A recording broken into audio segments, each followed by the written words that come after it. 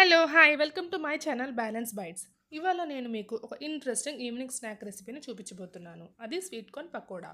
ఇక్కడ నేను 2 స్వీట్ కార్న్స్‌ని తీసుకొని ఇలా హాఫ్‌గా చేసుకున్నాను.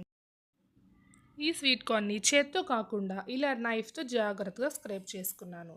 మనం చేత్తో కూడా గింజలు ఒలుచుకోవచ్చు. కాకపోతే మనకి టెక్స్చర్ అనేది పర్ఫెక్ట్ పకోడీలాగా రాదు.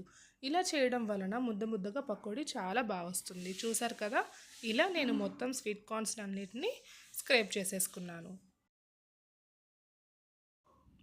నాకు 2 స్వీట్ కార్న్స్‌కి ఇంత క్వాంటిటీ వచ్చిందండి. ఇప్పుడు నేను దీనికి 1 టేబుల్ స్పూన్ సాల్ట్, అలాగే 1 టేబుల్ స్పూన్ కారంని యాడ్ చేశాను. అలాగే 1 కప్ శనగపిండిని కూడా యాడ్ చేయాలి. శనగపిండి మొత్తాన్ని ఒకేసారి వేయకుండా 2 టైమ్స్ 2 బ్యాచెస్‌గా వేసుకొని ఇలా స్లోగా మ్యాష్ చేసుకున్నాను.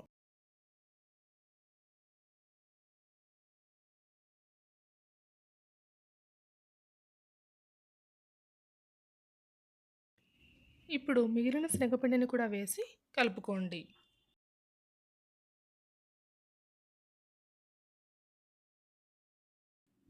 ఈ పిండి మొత్తం చక్కగా కలిసేలోపు స్టవ్ ఆన్ చేసి కడాయి పెట్టి అందులో ఆయిల్ వేసి హీట్ చేసుకోండి.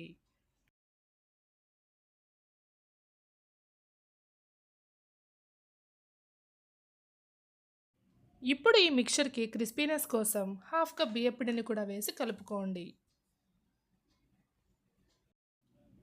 నేను తీసుకున్న స్వీట్ కార్న్స్ అన్నీ లేతగా ఉన్నాయి కాబట్టి ఎలాంటి వాటర్ యాడ్ చేయట్లేదండి. మీరు తీసుకున్నవి ముదురుగా ఉంటే కొంచెం వాటర్ యాడ్ చేసుకోండి. ఇప్పుడు ఈ పిండి మొత్తాన్ని చిన్న చిన్న పకోడీలాగా వేసుకొని గోల్డెన్ కలర్ వచ్చాక తీసేయండి.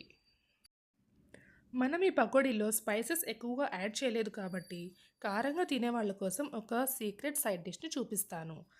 హాఫ్ కప్ శనగపిండిలో కొంచెం వాటర్ పోసుకొని ఇలా జారుగా కలిపి అదే కడాయిలో ఫింగర్స్‌తో ఇలా వేయండి.